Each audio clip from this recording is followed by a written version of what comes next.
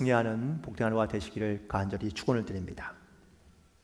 어떤 한 신을 믿지 않는 무신론자가 배를 타고 바다를 가고 있었습니다. 그런데 갑자기 큰 상어가 나타나서 그 타던 배를 공격을 해서 뒤집더니요, 그 보트에 탔던, 배에 탔던 많은 사람들을 다 잡아먹기 시작하는 겁니다. 드디어 이 무신론자에게도 상어가 큰 입을 벌리고 달려올 때에 이 무신론자가 소리쳤습니다. 하나님 살려주세요! 라고 얘기하자 정말 거짓말같이처럼 모든 상황이 딱 멈춰버린 겁니다. 그때 하나님의 음성이 들렸습니다. 야, 너는 무신론자잖아? 라고 이렇게 물었더니 그때 그가 울부짖으며 대답하기를 1분 전까지만 해도 그랬죠. 이 바다에 이런 살인 상어가 산다고는 생각해 본 적이 없기 때문에 그렇습니다. 그러나 이제는 정말 믿습니다. 제발 살려주세요. 라고 이렇게 대답했다는 겁니다. 우리는 살아가면서 보이지 않거나 아니면 내가 알지 못하거나 믿을 수 없는 것들에 대해서는 잘 인정하지 않습니다. 보이고 나서야, 알고 나서야, 내가 그를 경험하고 나서야 우리는 그제서야 수긍하거나 혹은 수용하거나 혹은 믿어지는 경우가 많은 것이지요. 어떻습니까?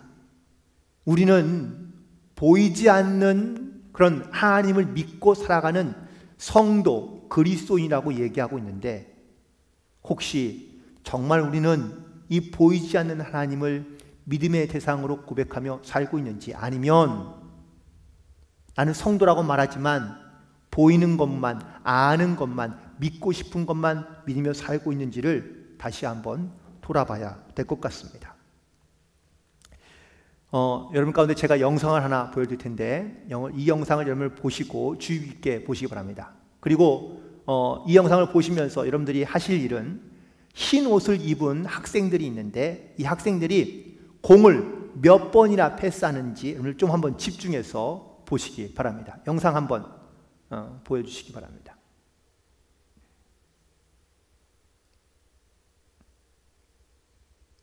소리도 없습니다.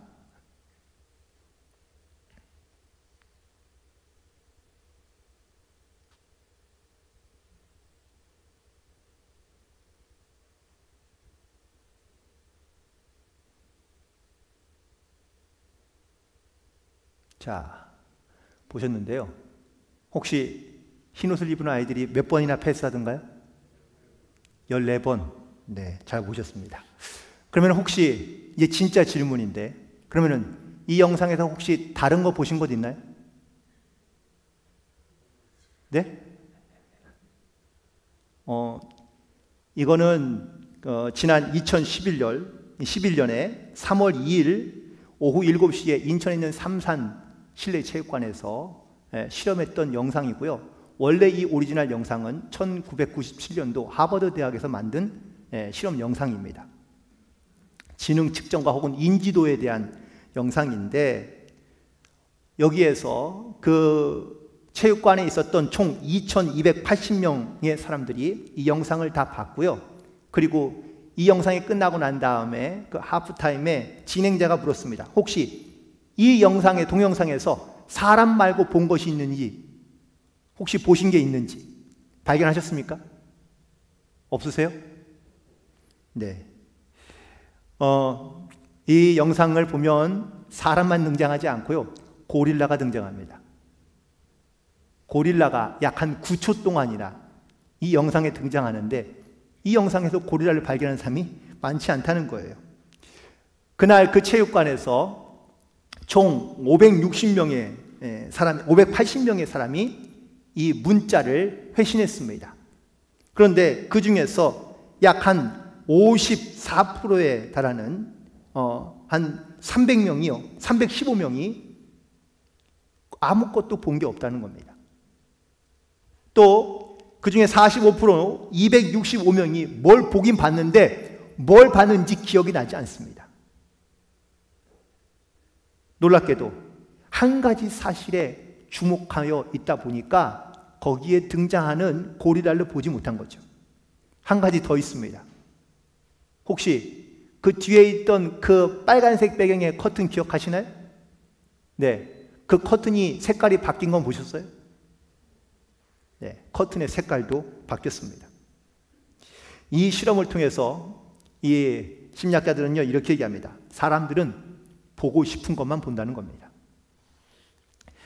우리는 대부분 다 많은 것을 보며 살아가지만 사실 우리는 보고 싶은 것만 보고요, 많은 말을 듣지만 우리는 듣고 싶은 말만 듣며 살아갑니다. 주의 깊게 보지 않으면 보아도 알지 못하거나 아니면 인지하지 못한 채 살아가는 경우가 많다는 겁니다. 말씀드린 대로 성도는 보이지 않는 영적 세계를 보며 살아가는 사람이라고 말할 수 있습니다. 또한 우리는 영적인 그러한 싸움 가운데 놓여있는, 또한 영적인 싸움을 하며 살아가는 성도라고 이야기합니다. 그런데 보이지 않는 이 영적 싸움을 과연 우리는 어떻게 하고 있습니까? 반대로 세상에 살아가는 사람들은 보이는 것만 믿고 그리고 보이는 것에 신뢰의 기준을 삼고 있습니다. 그래서 보이지 않는 것은 무시하거나 인정하지 않으려 하는 것이죠. 보이지 않으니 마음대로 말하고 마음대로 판단하는 것도 역시 자유라고 말합니다. 이러한 보이는 것을 강조하거나 아니면 보이는 것만 믿으려고 하고 있는 세상 가운데 우리는 보이지 않는 하나님을 믿고 있으니 우리는 과연 이 믿음에 대한 이야기, 내가 알고 있고 내가 믿고 있고 또한 내가 그렇게 느끼고 있는 것에 대하여 우리는 과연 어떻게 말하고 있느냐, 또한 어떻게 그것을 증거하고 있느냐라는 것이 매우 중요합니다. 오늘 본문에서 사도 바울은 에베소 교회 교인들을 향하여 영적으로 무장하라고 권면하고 있습니다. 왜 영적인 무장이 필요한지를 말하고 있고요, 어떻게 무장해야 하는지를 말하고 있는데, 그 첫 번째 무장이 지난 시간에 말씀드린 것처럼 진리의 허리띠를 띠라고 말하고 있는 겁니다. 진리는 하나님의 말씀을 말하며 허리띠는 중심을 의미하고 있는데, 그렇다면 하나님의 말씀이 정말 내 삶의 중심이 되어 그 진리의 말씀들을 나는 믿고 살아가고 있는지를 확인하라는 겁니다. 오늘 그 두 번째 시간으로 의의 호심경과 그리고 평안의 신에 대하여 말씀을 나누며 은혜를 나누고자 하는데, 먼저 의의 호심경에 대한 말씀을 나누면 이 호심경이란 갑옷에 이 가슴에 붙이는 그러한 구리 조각을 의미하고 있다고 국어사전에서 정리하고 있습니다.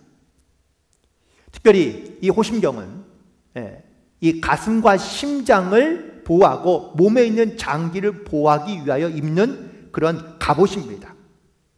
일반 병사의 갑옷, 이 호심경은 약 한 18kg 정도 되고요, 특별히 장수나 아니면 큰 대형 사이즈의 갑옷은 약 한 35kg 이상이 된다고 합니다. 뭐 요즘 말로 말하면 방탄복과 똑같은 것이죠. 그런데 이런 호심경을, 이런 갑옷을 입어야 그래야지만이 모든 위협과 상처로부터 자기를 보호할 수 있기 때문에 군인은 반드시 이 호심경을 입어야 했고 또한 갑옷을 입어야만 했던 것이죠. 그런데 로마의 군인들의 전쟁 기록을 보니까 단순히 자기의 몸을 보호하기 위해서만 갑옷을 입는 건 아니었더라고요. 특별히 로마 시대의 군인들의 갑옷은, 호심경은 동으로 만들어졌다고 합니다. 그래서 열심히 닦고 또 닦고 깨끗하게 닦으면 거기에서 햇빛을 받으면 빛이 반사되게 되는데, 전쟁을 나갈 때에 로마 군인들은요, 그래서 이 자기의 갑옷과 호심경을 깨끗하게 닦고 그리고 햇볕을 마주하고 그들은 전쟁을 치렀다고 합니다. 그러면은 전쟁을 치르는 적군들은요, 그 빛의 반사로 인해서 싸움을 제대로 하지 못하고, 그 로마의 군인들은 이러한 전술을 자주 사용해서 전쟁에서 승리하는 그러한 전적들이 많았다고 이야기하고 있습니다. 이처럼 로마 군인들에게 호심경은요, 단순히 자기의 몸과 그리고 장기를 보호하기 위한 목적뿐만 아니라 적군의 시야를 방해하는 무기로도 사용했다라는 사실입니다. 그렇다면 이 호심경이 왜 필요한지, 첫 번째는 우리의 심장과 그리고 심장 곧 마음을 보호하기 위해서라고 말할 수 있는데, 영적으로 제가 말씀드리면 특별히 이 심장을 보호하는 호심경은 바로 생명과 직결되어 있습니다. 만약에 호심경이 없다면, 그러면요 심장에 자그마한 상처나 아니면 찔림으로 말미암아 큰 생명이 위태로울 수가 있다는 것이죠. 영적으로 이 심장은 우리의 마음과 혹은 우리의 감정과 연관되어 있다고 말합니다. 미국의 존 메가더 목사는요 이렇게 말합니다. 오늘날 사탄의 공격은 우리의 마음과 우리의 감정에 집중되어 있다는 겁니다. 다시 말하면 사탄은요 우리의 마음을 공격하고 우리의 감정을 공격하는데, 자기의 마음을 보호할 수 있는 이 호심경이 없으면 자그마한 상처에도 우리는 크게 분노하거나 아니면 생명의 위협을 느낄 수밖에 없다라는 겁니다. 그래서 반드시 의의 호심경을 입어야 한다고 강조하고 있는 것이죠. 이 호심경에 만드는 재질도 매우 중요한데, 어떤 그 정확한 호심경의 재료를 말하는 것이 아니라 영적으로 오늘 사도 바울은 우리 가운데 말하기를 이 호심경의 재료는 하나님의 의로 만들어져야 된다고 말하고 있는 겁니다. 사탄이란 혹은 마귀란 헬라어로 디아볼로스라는 말을 갖고 있습니다. 이 말의 의미는 비방한다, 헐뜯는다 혹은 참소한다 라는 그런 말인데, 사탄은 끊임없이 우리의 마음을 공격합니다. 어떻게 해요? 비방하고 헐뜯고 그리고 또 비판으로 인해서 그 사람의 마음을 죽이고 그 사람의 감정을 죽이는 겁니다. 우리는 다른 사람들이 나에 대해서 수군거리는 소리를 듣거나 비방이나 혹은 또 헐뜯는 소리를 들으면 어떻습니까? 마음이 불편하기 시작합니다. 그리고 고통스럽기도 하고요. 물론 마음에 만반의 준비를 하고 있는 경우도 있긴 하지만 대부분은 아무리 준비를 해도 그것이 해결되지 않는 경우가 많습니다. 결국 어떻게 무장되어 있느냐? 그 우리의 마음과 우리의 감정을 강하고 담대하게 만들 수 있는 무장이 되어 있다면 우리는 이 영적인 싸움 가운데 이겨내고 혹은 승리할 수 있지만, 영적으로 무장이 되어 있지 않는다면 그 사단의 공격에 혹은 사람들의 이런 비방과 비판과 헐뜯는 소리에 우리의 마음이, 우리의 감정이, 우리의 믿음이 무너지는 경우가 있다는 것이죠. 그래서 하나님의 의는 바로 하나님을 향한 경외함과 그리고 거룩함에 있다고 말할 수 있습니다. 내가 하나님의 거룩함을 사모하고 또한 하나님을 경건하게 믿는 이 믿음으로 우리가 온전하게 무장되어 있을 때 우리의 마음과 우리의 심장을 지킬 수 있고, 또한 이 사단의 공격으로부터 우리의 마음을 빼앗기지 않은 채 우리가 살아갈 수 있다는 겁니다.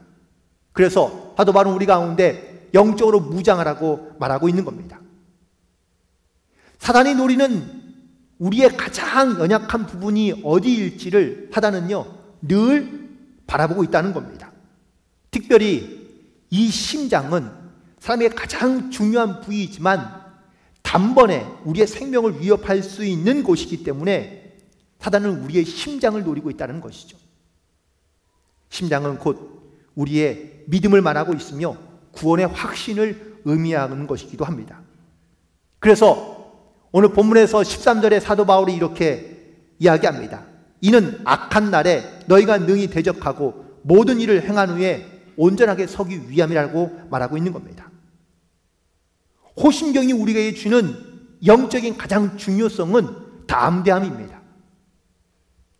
내 심장을 보호하고 내 마음을 보호하는 호심경이 있으면은요, 그러면은 일단은 우리가 담대하게 나가서 싸울 수가 있다는 것이죠.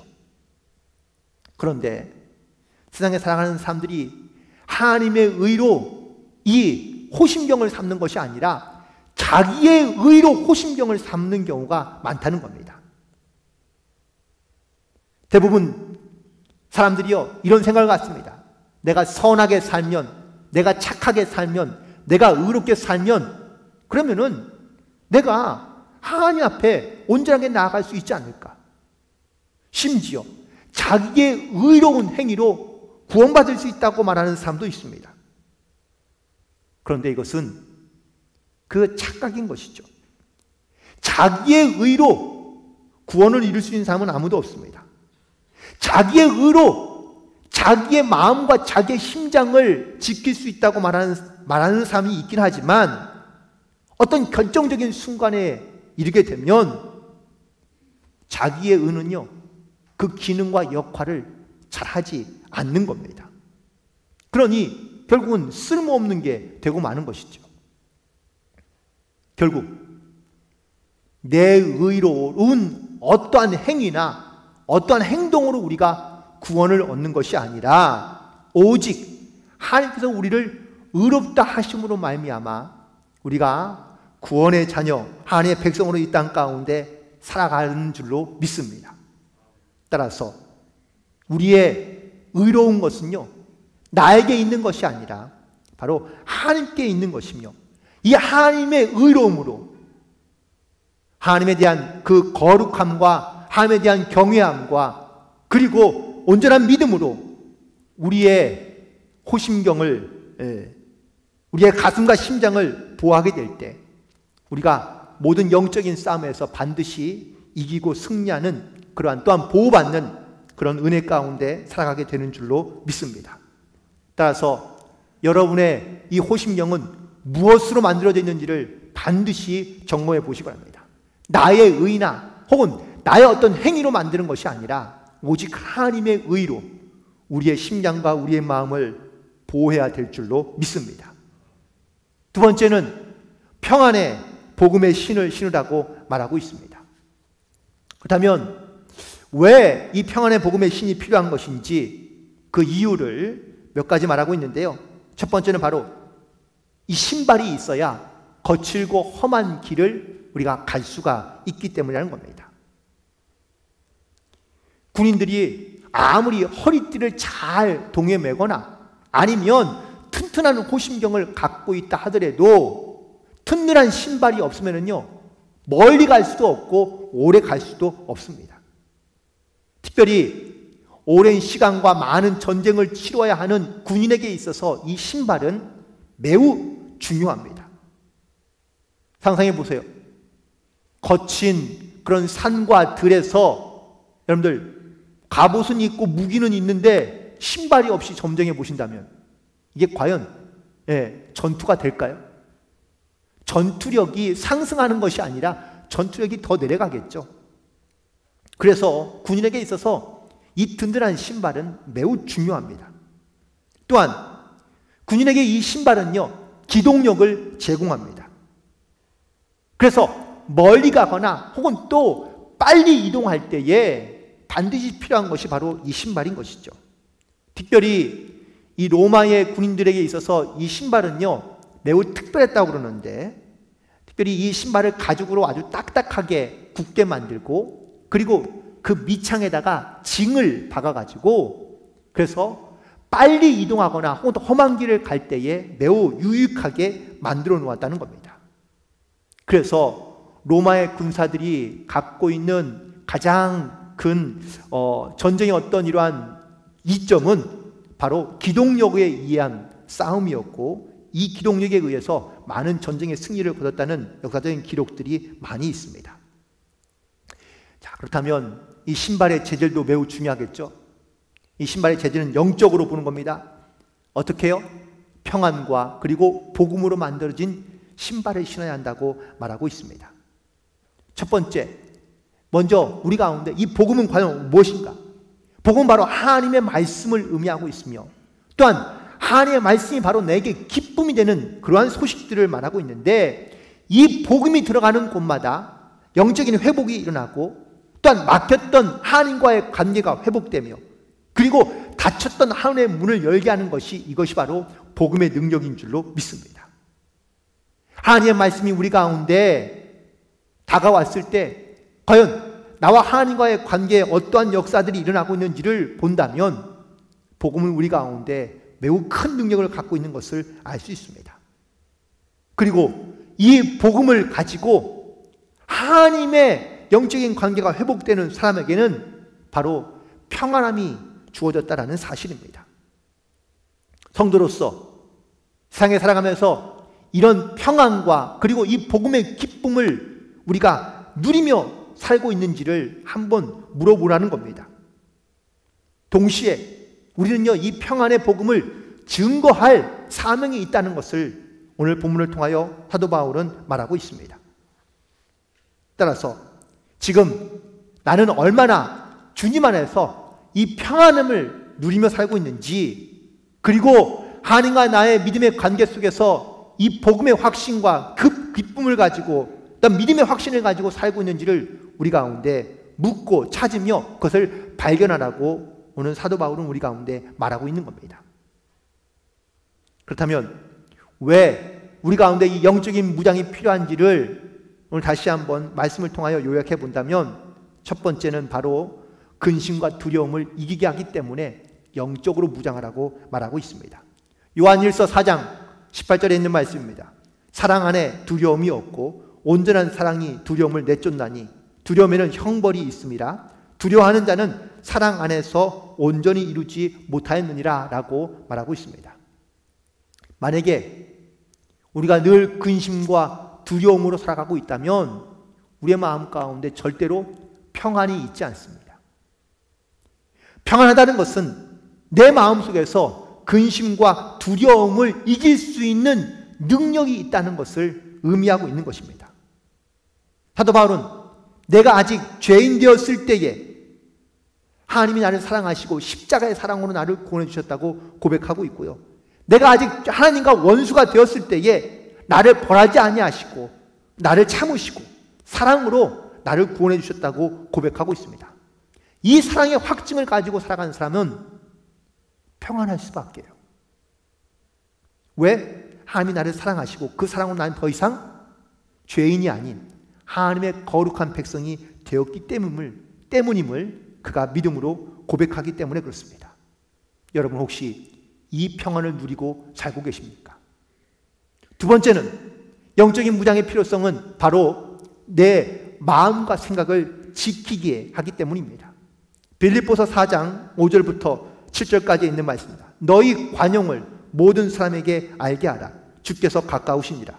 아무것도 염려하지 말고 다만 모든 일에 기도와 간구로 너희 구할 것을 뛰어난 하나님께 아뢰라. 그리하면 모든 지각에 뛰어난 하나님의 평강이 그리스도 예수 안에서 너희의 마음과 생각을 지키시리라 라고 말씀해 주고 있습니다. 우리가 하나님으로부터 이렇게 용서함을 받고 또한 하나님부터 우리가 구원함을 받은 성도라면 이 받은 은혜를 우리가 다른 사람에게도 역시 나누어줘야 한다는 것을 말할 수 있습니다. 우리가 용서할 때 마음이 평안해질 수 있지, 용서하지 않는다면 그 마음에 절대로 평안은 있을 수 없습니다. 평안하고 난 다음에 우리는 감사하게 되고요. 그 감사함을 우리가 하나님 앞에 기도하게 될 때 하나님께서 우리의 마음과 우리의 생각을 지켜주신다고 말씀하고 있습니다. 즉 우리의 심장을 지켜주신다는 말씀입니다. 하나님의 말씀이 여러분들의 심장을 지키고 마음을 지키고 생각을 지키어 주님이 주시는 그 평안함으로 살아갈 수 있는 귀하고 복된 삶을 살아가게 되기를 간절히 축원을 드립니다. 세 번째 영적인 무장의 필요성은 바로 환난을 이기게 한다는 사실입니다. 요한복음 16장 33절에 예수님께서 말씀하십니다. 이것을 너희의 이름은 너희로 내 안에서 평안을 누리게 하려 합니다. 세상에서는 너희가 환난을 당하나 담대하라. 내가 세상을 이기었노라. 비록 우리가 세상 가운데 살아가며 환난 가운데 놓여 있지만 예수님께서 우리 가운데 평안을 주시며 또한 평안을 누리게 하시겠다고 말씀하시며 이 평안은 세상을 이길 만한 믿음으로 살아갈 수 있다고 말씀하고 있습니다. 세상의 어떤 능력이 이 세상에서 강하고 담대하게 이길 만한 확신과 믿음을 주지 않습니다. 주님께서 주시는 이 평안만이 우리를 세상에서 강하고 담대하게 그 세상을 이길 만한 능력을 가지고 살아가도록 인도하심을 말씀하고 있습니다. 열왕기하 7장에 보면은요, 좀 도대체 이해할 수 없는 일들이 일어나고 있습니다. 그 내용을 보면 북이스라엘과 아람이 전쟁을 벌입니다. 근데 이 아람의 연합군대가 많은 군사를 이끌고 와서요, 이 북이스라엘의 사마리아 성을 에워싸게 됩니다. 나갈 수도 없고 식량을 구할 수도 없습니다. 그러다 보니 사마리아 성 안에는요, 정말 상상할 수 없는 일들이 일어나는데, 그 상상할 수 없는 일 중에 하나가 자기의 자식을 양식으로 내어놓는 겁니다.